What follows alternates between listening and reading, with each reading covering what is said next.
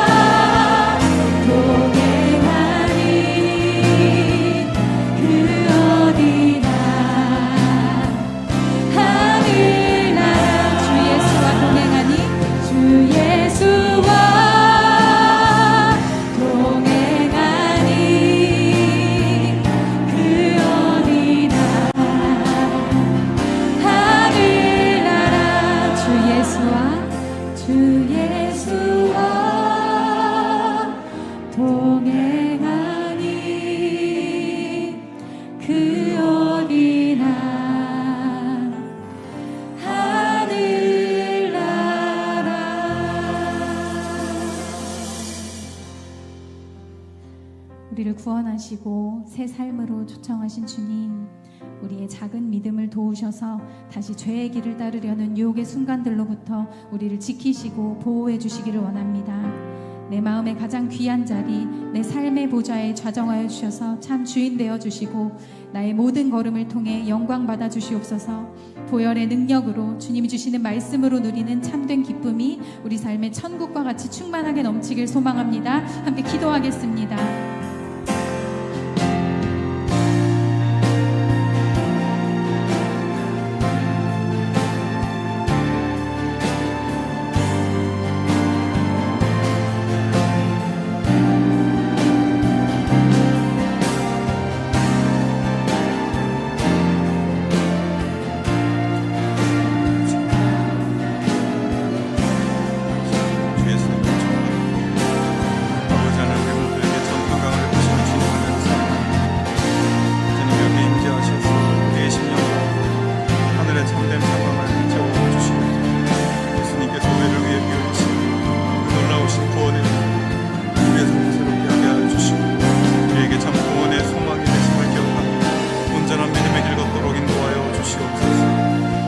죄악들의 도전들과 영들의 유혹에 흔들리지 않게 하시고 담대한 믿음으로 나아가는 저희들 될 수 있도록 인도하여 주시옵소서. 아버지 하나님, 주님과 동행하기를 원합니다. 주의 보혈에 의지하기를 원합니다. 아버지 역사하여 주시옵소서. 아버지, 우리의 죄 많은 심령 아버지 하나님 불쌍히 여겨 주시옵시고 온전히 주님의 은혜에 사로잡힌 받은 삶 살아갈 수 있도록 인도하여 주시옵소서. 온전히 주님만을 찬양하며 주님만을 높이는 저희들의 삶이 될 수 있도록 아버지 인도하여 주시옵소서. 아버지 도와주시옵소서. 하나님 아버지, 다툼과 분열로 가득한 이 땅에 막힌 담을 허시는 주 예수님의 은총을 간구합니다. 우리 모두에게 참 평강을 주시는 주님의 놀라우신 십자가 은혜를 사모합니다. 주님, 여기에 임재하시어 우리의 심령 가운데 하늘의 참 평강과 은총을 허락하여 주시옵소서. 예수님께서 우리를 위해 피 흘리신 그 놀라우신 구원의 은혜가 우리의 삶을 새롭게 하여 주시옵시고 우리에게 참 구원의 소망 되신 주님을 기억하며 온전한 믿음의 길 걸어갈 수 있도록 역사하여 주시옵소서. 세상의 도전과 악한 영들의 미혹 속에 흔들리지 않게 하시고 담대한 믿음으로 나아가는 저희들 되게 하여 주시옵소서. 하나님 아버지, 체코에서 사역하는 유광현 정현실 선교사님을 위해 기도합니다. 고빌리시 교회의 모든 사역들을 통해 선교의 지경이 더욱 넓혀지게 하시고 다민족 공동체 사역이 은혜 가운데 진행되어 유럽 재복음화의 열매가 맺혀질 수 있도록 도와주시옵소서. 하나님, 이번 주에 있는 별빛 키즈 봄 성경학교를 하나님 함께하여 주시옵소서. 모든 시간들이 안전하게 진행되고 말씀의 은혜가 충만하며 이끌어가는 전도사님과 교사들에게 능력과 지혜로 함께하여 주시옵소서. 하나님 아버지, 중동 지역에 벌어진 전쟁으로 인해 고통받는 수많은 사람들이 있습니다. 전쟁이 속히 중단되게 하시고 하나님의 평화가 그 땅 가운데 임하도록 역사하여 주시옵소서. 각 나라의 위정자들이 하나님의 평화를 만들어가는 긍휼의 마음을 갖게 하여 주시옵소서. 하나님, 모든 것의 주인 되신 하나님, 우리가 누리는 모든 것이 하나님께서 베푸신 은혜임을 기억하고 주인이신 하나님께 영광과 찬양하러 나아가는 저희들 되게 하시며 예물로서 드리는 모든 손길들을 축복하시고 필요한 모든 은혜를 넉넉히 공급하여 주시옵소서. 이 예물이 하나님 나라를 위해 귀하게 쓰여질 수 있도록 인도하여 주시옵소서. 예수님의 이름으로 기도하옵나이다. 아멘. 우리 가슴에 손 들어얹고 물된 동산 함께 찬양하겠습니다.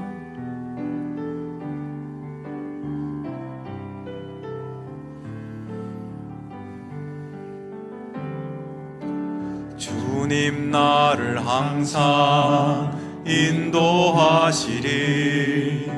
메마른 땅에서도 나를 만족시키리. 나는 물된 동산 같겠고 마르지 않는 샘 같으리. 나는 물된 동산 같겠고 마르지 않는 샘 같으리. 옆에 분들을 축복하며 주님, 너를 항상 인도하시리. 메마른 땅에서도 너를 만족시키리. 너는 물된 동산 같겠고 마르지 않는 샘 같으리. 너는 물된 동산 같겠고 마르지 않는 샘 같으리. 우리 하나님께 영광의 박수 함께 하겠습니다. 네, 주일 예배 함께 하신 여러분을 주님의 이름으로 환영하고 축복합니다. 우리 서로 한번 인사 나누겠습니다. 하나님의 평강을 기원합니다. 하나님의 평강을 기원합니다. 기도하면 됩니다. 기도하면 됩니다. 잘 되고 있습니다. 잘 되고 있습니다. 아멘. 감사합니다. 교회 소식 몇 가지 말씀드립니다. 오늘은 사순절 셋째 주일, 계속해서 우리 사순절 기간을 지나가고 있습니다. 예수님의 십자가를 바라보며 좀 더 하나님 말씀 앞에 또 하나님 앞에 기도하는 시간으로 여러분 경건한 우리 사순절 기간 될 수 있으면 좋겠습니다. 고난주간 특별 새벽 기도회 3월 30일부터 4월 4일까지 한 주간 있습니다. 특별히 강사 목사님을 모셔서 함께 또 말씀도 듣고 또 여러분 기도 제목 가지고 하나님 앞에 나와 기도할 때 성령의 충만하신 은혜가 있을 것입니다. 그래서 여러분 꼭 우리 새벽을 깨워 함께 또 은혜 받으실 수 있으면 좋겠습니다. 오늘부터 목장 모임이 시작됩니다. 우리 주일 목장 또 주중 목장 이렇게 진행이 되는데요. 또 우리 목장 식구들 또 함께 참여해 주시고요. 또 목장 모임 하시는 분들 가운데 어린 자녀들 있는 우리 가정은 우리 하늘꿈 학교가 소예배 3실에서 있습니다. 그래서 거기에 우리 자녀들을 맡기시면 또 하나님 말씀 배우고 또 함께 활동하는 시간을 갖습니다. 그래서 목장 모임 참여할 때 그렇게 함께 하시면 좋겠습니다. 부활절 기쁨 나눔 상자, 우리 부활절에 예수님의 부활의 기쁨을 우리 어려운 이웃들에게 나누는 우리 캠페인입니다. 여러분 주보에 이렇게 안내 브로셔가 있죠. 여러분 매년 이 우리 부활절 기쁨 나눔 상자를 하고 있어서 어떻게 하시는지 잘 아실 거예요. 또 처음 하시는 분도 있으시겠는데요. 우리가 그냥 상자에다가 물건을 모아서 구호품처럼 전하는 것이 아니라 여기에 우리의 마음과 기도를 담아서 그렇게 우리 어려운 이웃들에게 전하는 것입니다. 그래서 여기 브로셔에 나온 대로 여러분 한번 가정에서 예배도 드리시고 특별히 또 부활절 카드도 여러분 잘 작성하셔서 받으시는 분들이 단순히 물건을 받는 게 아니라 부활의 소식을 전해 듣고 또 예수님의 부활의 기쁨을 함께 나눌 수 있으면 좋겠습니다. 또 상자에 물건을 채우실 때는 뒤편에 나와 있는 이 물건의 목록들이 있습니다. 이 물건들을 보시고 그대로 채워주시면 좋겠습니다.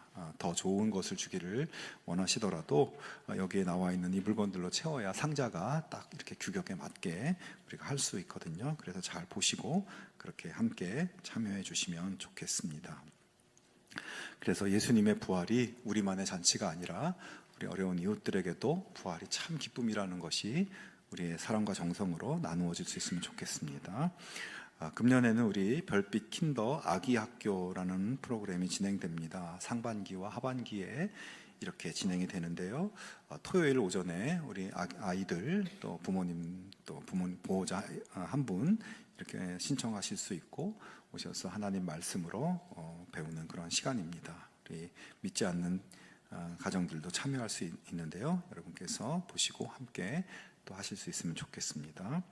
우리 이번 주 토요일에는 별빛 키즈 1 7세에서 9세 어린이들 봄 성경학교가 있습니다.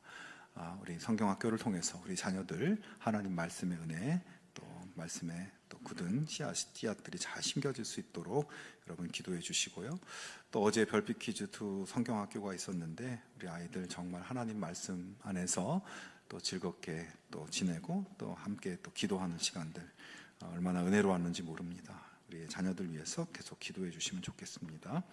우리 제자훈련 신청 계속 받고 있습니다. 우리 디베이직 성장반 수료하신 분들은 제자훈련을 통해서 또 믿음의 성장 이루어 가실 수 있으면 좋겠습니다. 그리고 한 가지 더 전할 소식은 우리 교회에서 사역했던 우리 고성훈 목사님 또 오지영 전도사님 개인적인 사정으로 사임을 하게 되셨습니다. 여러 가지 우리 사역자의 공백이 많은데요, 또 좋은 사역자가 오실 수 있도록 여러분 기도해 주시면 감사하겠습니다. 이제 하나님께서 우리에게 주시는 말씀 나누겠습니다. 하나님 말씀은 신약 성경 요한복음 7장 35절에서 8장 11절 말씀입니다. 다 같이 일어나서 하나님의 말씀을 경청하겠습니다. 말씀을 봉독하겠습니다. 다 각각 집으로 돌아가고 예수는 감람산으로 가시니라. 아침에 다시 성전으로 들어오시니 백성이 다 나아오는지라. 앉으사 그들을 가르치시더니 서기관들과 바리새인들이 음행 중에 잡힌 여자를 끌고 와서 가운데 세우고 예수께 말하되 선생이여 이 여자가 간음하다가 현장에서 잡혔나이다. 모세는 율법에 이러한 여자를 돌로 치라 명하였거니와 선생은 어떻게 말하겠나이까. 그들이 이렇게 말함은 고발할 조건을 얻고자 하여 예수를 시험함이로라. 예수께서 몸을 굽히사 손가락으로 땅에 쓰시니 그들이 묻기를 맞이 아니하는지라. 이에 일어나 이르시되 너희 중에 죄 없는 자가 먼저 돌로 치라 하시고 다시 몸을 굽혀 손가락으로 땅에 쓰시니 그들이 이 말씀을 듣고 양심의 가책을 느껴 어른으로 시작하여 젊은이까지 하나씩 나가고 오직 예수와 그 가운데 섰는 여자만 남았더라. 예수께서 일어나사 여자 외에 아무도 없는 것을 보시고 이르시되 여자여 너를 고발하던 그들이 어디 있느냐. 너를 정죄한 자가 없느냐. 대답하되 주여 없나이다. 예수께서 이르시되 나도 너를 정죄하지 아니하노니 가서 다시는 죄를 범하지 말라 하시니라. 아멘. 이 말씀은 하나님의 말씀입니다. 아멘. 옛날 스코틀랜드의 숲속 마을에 못 보던 강아지 한 마리가 나타났습니다. 강아지는 너무나 더러웠고 또 못생겼는데 오랫동안 주인이 없이 길을 잃고 헤맸는지 강아지는 삐쩍 말라 있었습니다. 처음에 사람들은 그 강아지에게 별로 신경을 쓰지 않았습니다. 그런데 가만히 보니까 강아지 목에 이름표가 달려 있는 것입니다. 사람들은 강아지를 붙들어 이름표를 확인해 보았습니다. 그 강아지 이름은 밥스라는 이름이었고요. 그리고 그 밑에 글자가 써 있었는데 나는 이 나라 왕에게 속했습니다 라고 하는 문장이 써 있었습니다. 사람들은 깜짝 놀랐습니다. 저 지저분하고 못생긴 저 말라비틀어진 강아지가 왕의 강아지였던 것입니다. 확인을 해보니까 왕과 왕비가 그 숲속마을 근처에 휴가를 왔다가 강아지를 잃어버렸던 거예요. 곧 상부에 보고되었고 강아지는 잘 보호되어 결국 주인인 왕에게로 돌아가게 되었습니다. 여러분, 그 숲속마을과 왕궁은 수백 킬로미터나 떨어진 거리였지만 왕과 강아지를 다시 연결시켜준 것은 그 강아지가 어떤 강아지인가 써있는 이름표였습니다. 여러분, 우리에게는 이름표가 있습니다. 우리는 온 우주의 왕이신 예수님께 속한 사람들이라고 쓰여있는 이름표를 달고 사는 사람들입니다. 우리가 세상에서 보잘것없어 보여도 우리의 소속은 하나님 나라이며 하나님 자녀입니다. 그러기에 우리는 길을 잃은 것 같아도 잃은 것이 아니고 실패한 것 같아도 실패가 아니며 아무것도 두려울 것이 없는 존귀한 하나님의 자녀들입니다. 요즘 우리 주변에 두렵고 불안한 소식들이 들려옵니다. 전쟁의 소식도 들려오고 전쟁의 여파로 앞으로 어떻게 될 것인가 불안한 가운데 있습니다. 그런 가운데 우리의 삶이 이 길 잃은 강아지처럼 힘들고 버겁게 느껴지고 소망을 잃어버리고 내 모습은 왜 이런가 그렇게 생각하며 그냥 버티며 살아간다고 느껴지십니까? 우리의 가슴에 보이지 않는 하나님의 이름표가 있다는 것을 여러분 기억하기 바랍니다. 우리가 비록 연약하고 부족하고 죄와 허물이 많을지라도 그 모든 것을 십자가로 해결해 주시고 하나님 자녀 삼아 주시고 너는 내 것이라고 이름표를 붙여주신 하나님의 사랑을 기억하며 오늘의 삶을 담대하게 걸어가실 수 있기를 주님의 이름으로 축원합니다. 자, 오늘 말씀 속에도 길 잃은 강아지와 같은 보잘것없는 한 여자가 등장합니다.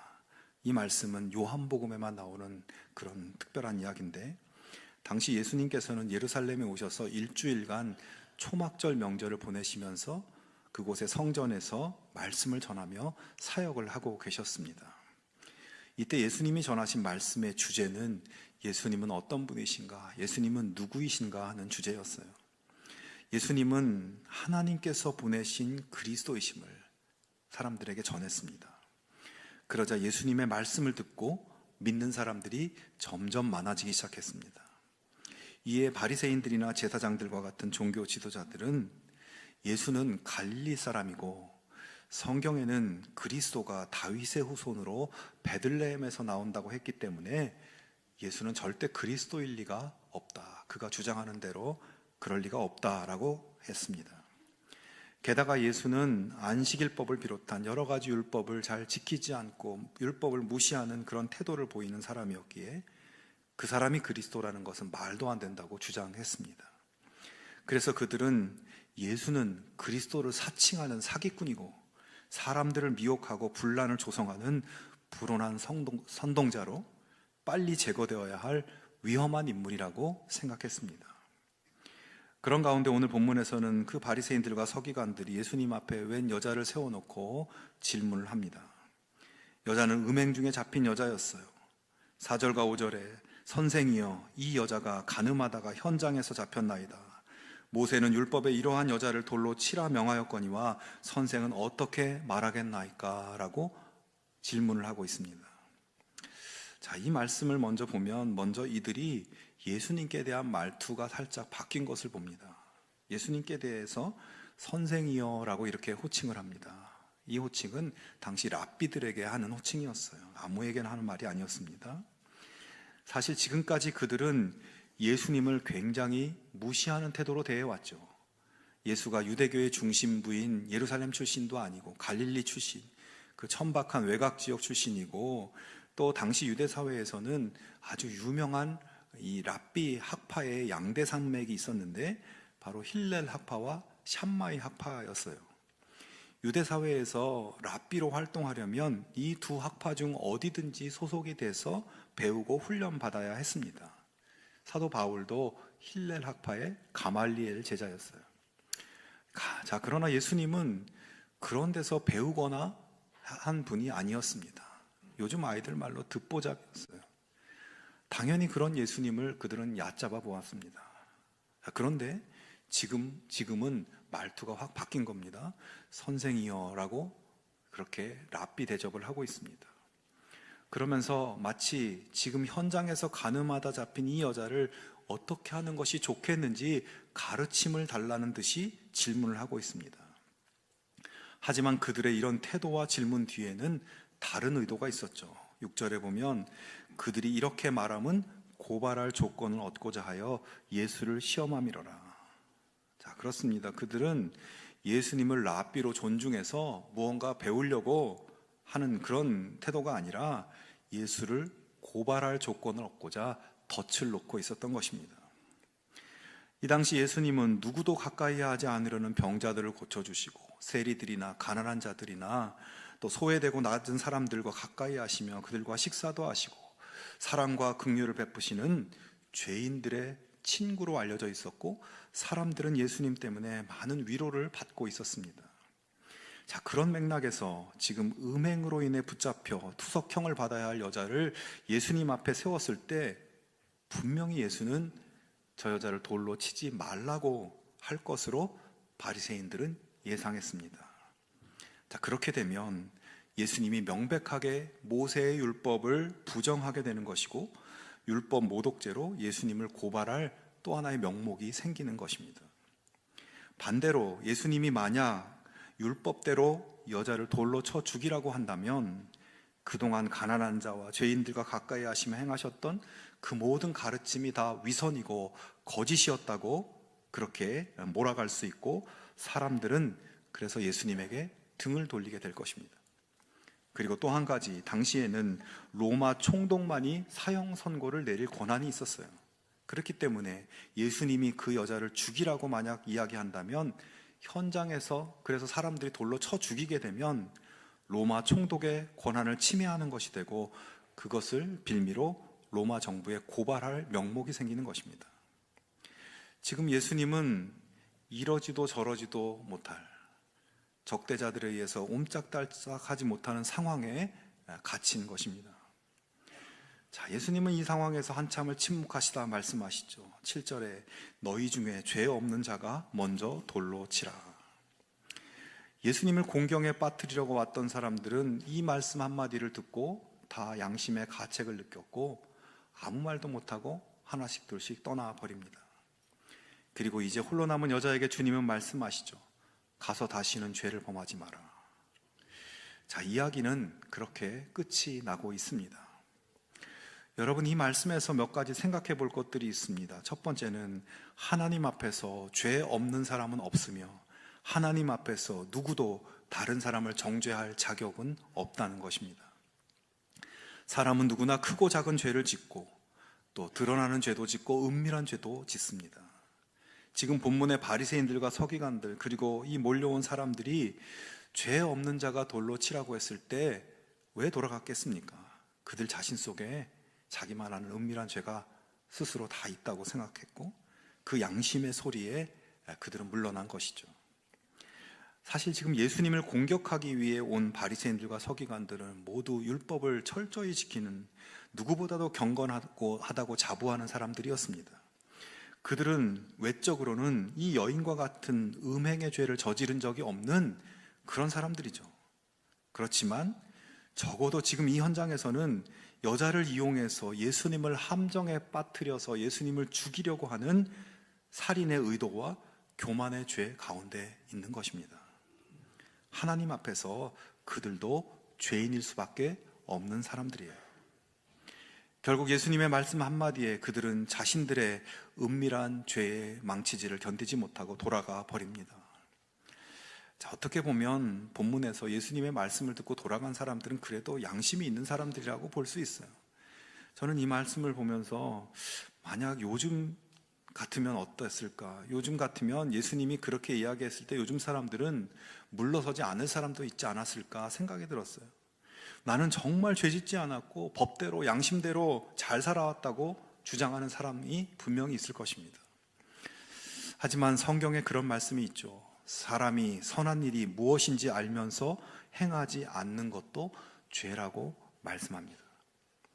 그러니까 내가 어떤 잘못된 일이나 나쁜 일을 해서 죄를 짓는 것도 문제지만 선을 행하지 않는 것도 하나님 앞에서 죄가 될 수 있다는 거예요. 여러분, 그러면 정말 죄인이 아닌 사람이 있을 수 있겠습니까? 하나님 앞에서 모두 죄인인 것입니다. 죄 없는 사람 있으면 나와봐라고 할 때 나요 하고 손들 수 있는 사람은 아무도 없어요. 너희 중에 죄 없는 자가 먼저 돌로 치라고 하신 말씀에서 자유로울 수 있는 사람은 아무도 없는 것입니다. 그렇습니다. 하나님 앞에서 누구나 다 죄인입니다. 그리고 그렇기 때문에 누가 누구를 정죄하는 것은 있을 수 없습니다. 오직 아무 죄 없으신 하나님만이 사람을 정죄할 권한이 있는 거죠.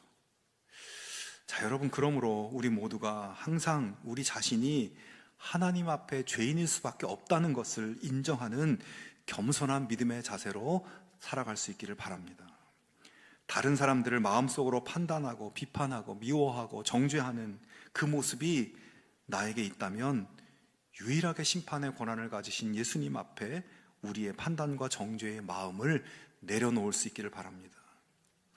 여러분, 우리가 짧은 이 땅의 삶을 살아갈 때 남을 평가하고 판단하고 정죄하며 사는 것과 남을 이해하고 용서하며 살아가는 것, 여러분, 내 인생에서 둘 중에 어떤 걸 더 많이 하며 살고 싶으십니까? 나도 모르는 사이에 다른 사람을 판단하면서 야, 저 사람은 저게 문제야 라는 생각이 내 마음에 일어나는 것을 경계하고 그런 생각이 내 속에 머물지 않도록 빨리 흘려보내기 바랍니다.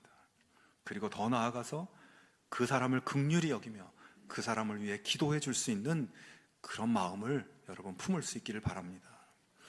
여러분, 예수님은 긍휼히 여기는 사람은 긍휼히 여김을 받을 것이라고 말씀했습니다.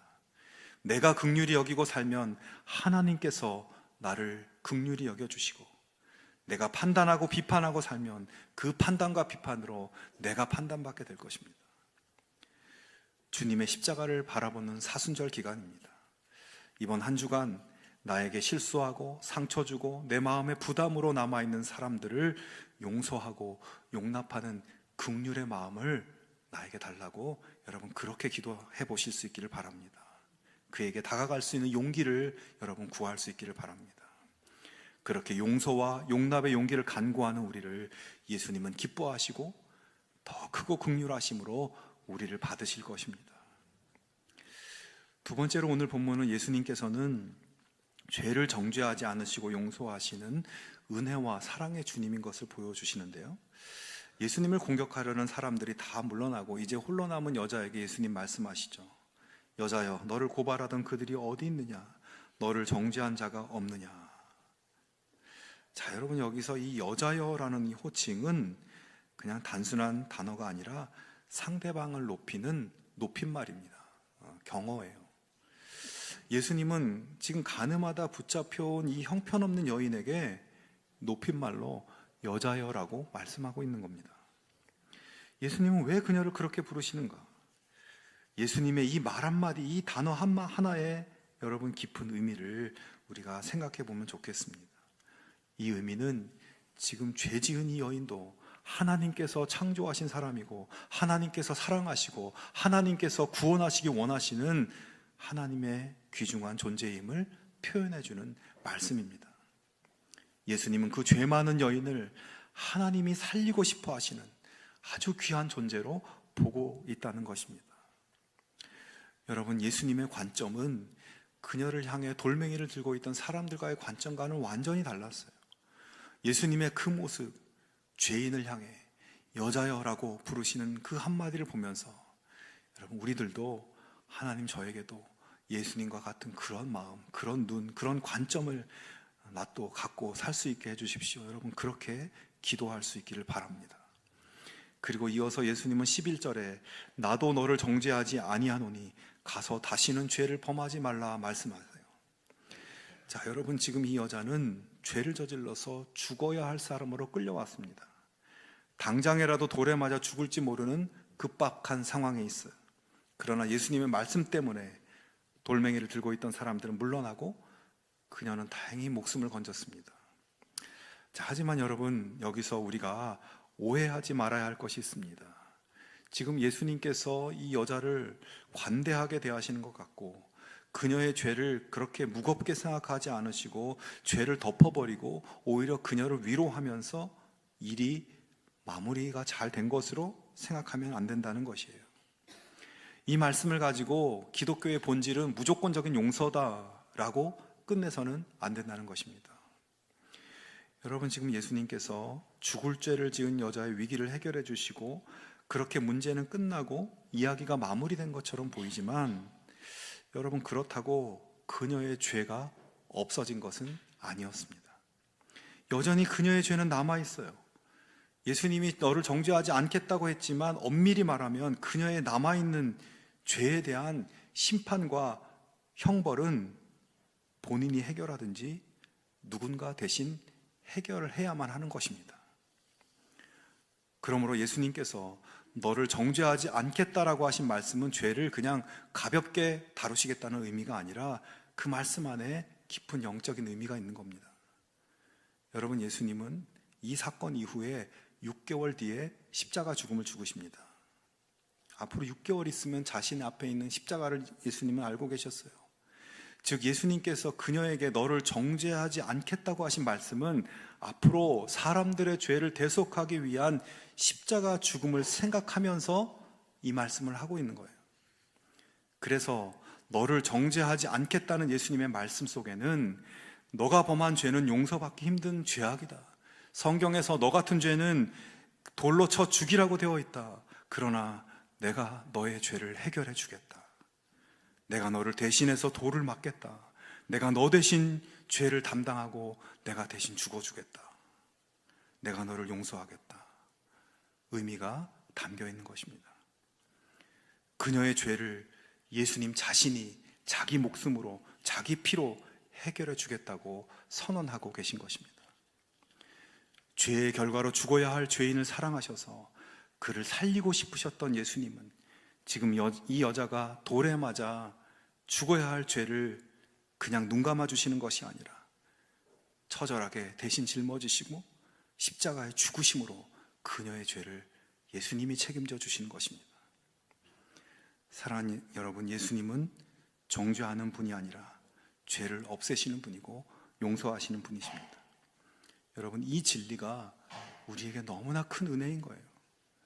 오늘 이 여자의 이야기는 남의 이야기가 아니라 바로 우리의 이야기입니다. 예수님이 짊어지신 십자가의 죄의 목록에는 오늘 이 여자의 죄만 있는 것이 아니라 저와 여러분의 죄도 그 십자가 위의 죄의 목록에 적혀 있습니다.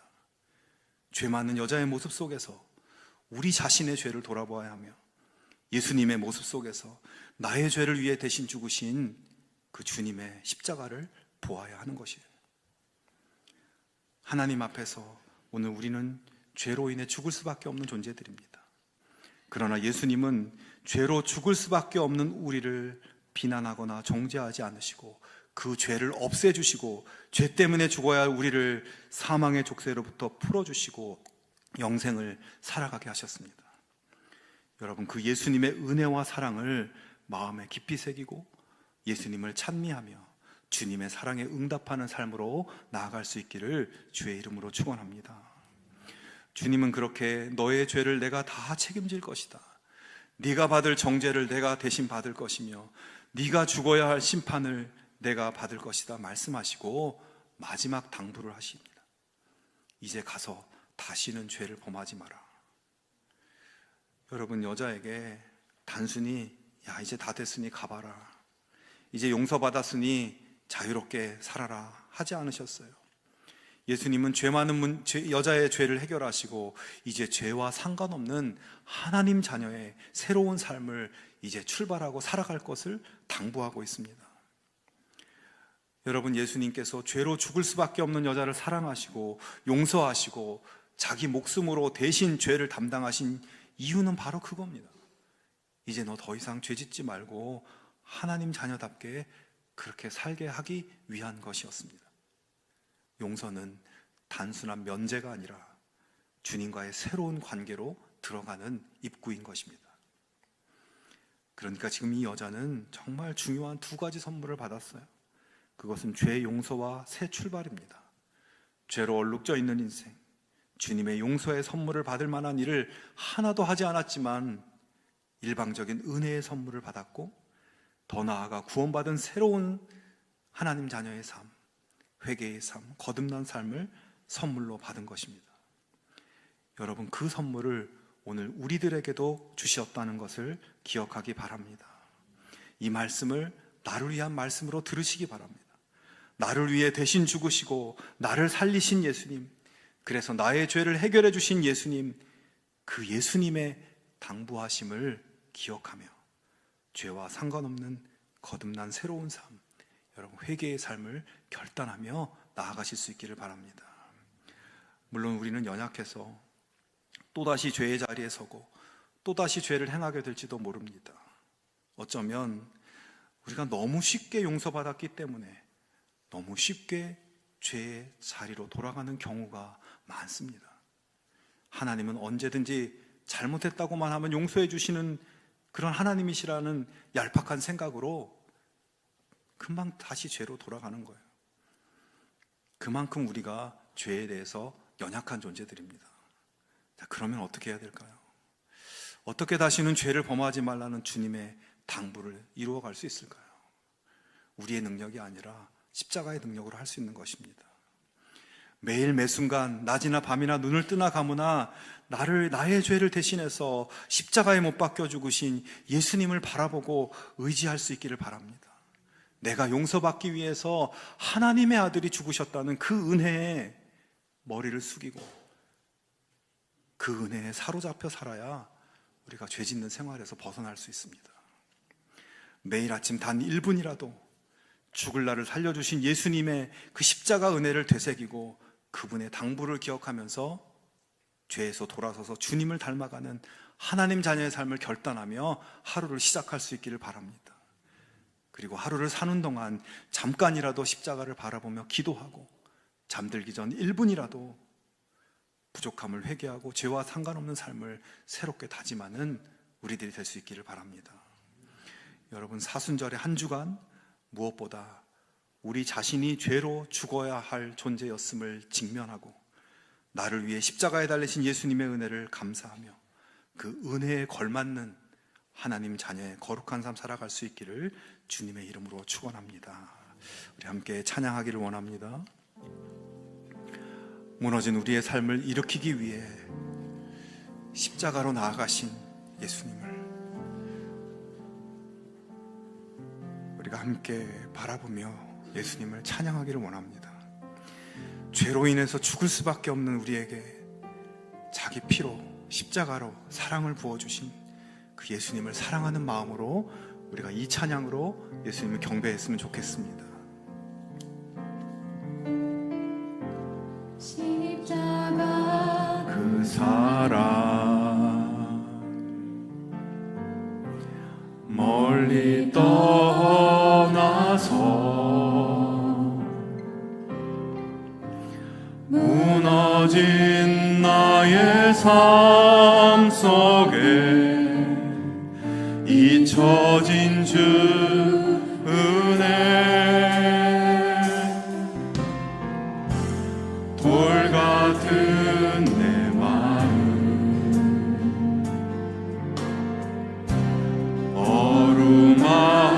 어루만지사 다시 일으켜 세우신 주를 사랑합니다. 주 나를 보호하시고 날 붙드시리. 나는 외롭고 존귀한 주님의 자녀라. 주 나를 보호하시고 날 붙드시리. 나는 외롭고 존귀한 주의 자녀라. 지나간 일들을 기억하지 않고 이전에 행한 모든 일 생각지 않으리. 사막의 강물과 길을 내시는 주 내 안에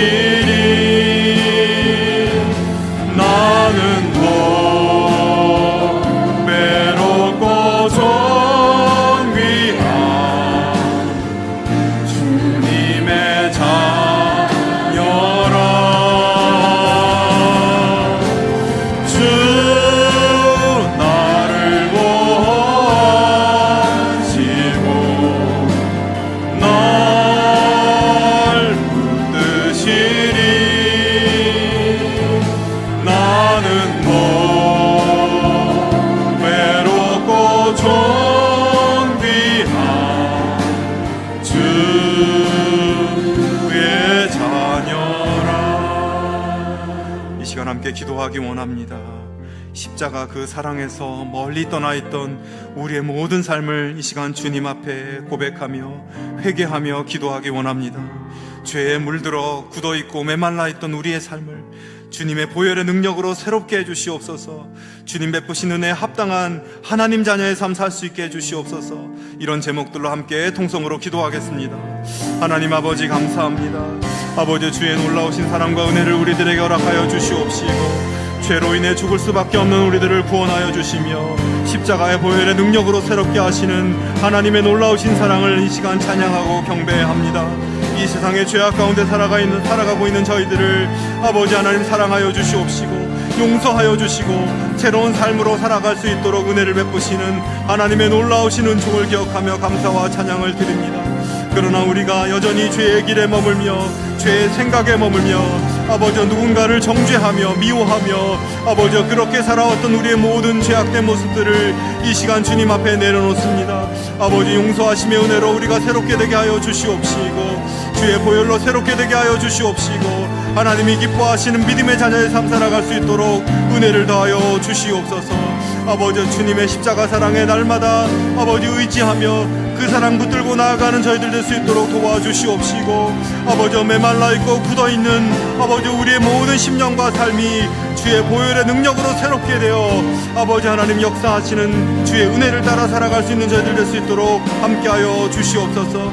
우리를 위해 십자가 죽음을 죽으신 예수님의 보혈의 능력을 의지하며 죄의 길에서 걷고 있는 걸음을 돌이켜 주님을 기뻐하는 믿음과 순종의 길 나아갈 수 있도록 은혜 더하여 주시옵소서. 우리의 마음을 다시 일으켜 주시옵시고 사막의 강을 내시며 광야의 아버지 샘물이 터져나오게 하시는 하나님의 놀라우신 섭리와 능력이 우리 삶 가운데 나타나게 하여 주시옵시고 주님을 붙잡고 주님을 사랑하며 주님의 길을 걸어갈 수 있는 저희들 될 수 있도록 인도하여 주시옵소서. 아버지 하나님 자녀의 복된 삶 살게 하시고 다시는 죄의 길로 걷지 않도록 아버지 우리의 심령을 붙드시고 아버지 하나님 우리의 마음을 붙들어 주시옵소서. 우리의 삶 가운데 동행하여 주시옵소서. 더 십자가를 바라보게 하여 주시옵소서. 더 십자가를 붙들게 하여 주시옵소서. 아버지 하나님 날마다 주님의 십자가를 붙들고 나아갈 때 아버지 하나님 놀라우신 그 사랑 가운데 우리 삶이 변화되고 아버지 우리를 통해서 주의 놀라운 구원의 소식이 증거되며 하나님의 복음의 역사가 나타나게 하여 주시옵소서. 아버지 하나님 주님을 의지합니다. 주님을 사랑합니다. 주님 도와주시옵소서. 아버지 인도하여 주시옵소서. 도와주시옵소서. 아버지 함께하여 주시옵소서. 하나님 아버지, 이 세상에서 죄악 가운데 살아가는 저희들을 사랑하여 주시고 용서해 주시고 새로운 삶을 살아갈 수 있도록 은혜를 베푸시는 하나님의 놀라우신 은총을 기억하며 감사와 찬양을 올려드립니다. 주님께 받은 사랑과 긍휼과 용서를 우리들도 이웃에게 베푸는 복된 삶 살아갈 수 있도록 역사하여 주시옵소서. 나를 위해 십자가의 죽음을 죽으신 예수님의 보혈을 생각하며 죄의 길에서 걷고 있는 우리의 걸음을 돌이켜 하나님이 기뻐하시는 믿음과 순종의 걸음 걸어갈 수 있도록 인도하여 주시옵소서. 십자가 사랑을 멀리 떠나 있던 우리의 마음을 다시 일으켜 주시고 어디서나 하나님 자녀로서 하나님 보호 속에 있음을 기억하며 담대하게 믿음의 삶 살 수 있도록 인도하여 주시옵소서. 이제는 우리 주 예수 그리스도의 은혜와 하나님 아버지의 사랑과 성령의 교통하심이 우리 삶을 인도해 주시며 우리 생명을 위해 자기를 버리신 그 은혜를 의지하여 하나님이 기뻐하시는 삶으로 살아갈 것을 결단하는 별내동안의 모든 성도들 위해 지금부터 영원까지 함께하옵시기를 간절히 축원하옵나이다. 아멘.